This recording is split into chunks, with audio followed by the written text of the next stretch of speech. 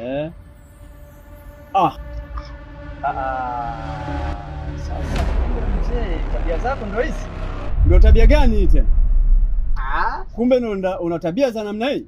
unanishuku tu mimi wala sivyo hizo. Tabia hizi ni kumpinga Mungu.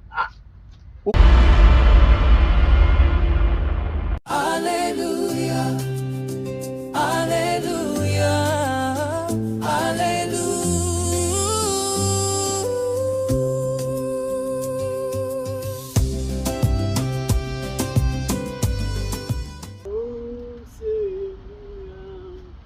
Rafiki yangu wewe, katika safari yangu Mwenzangu, atebe.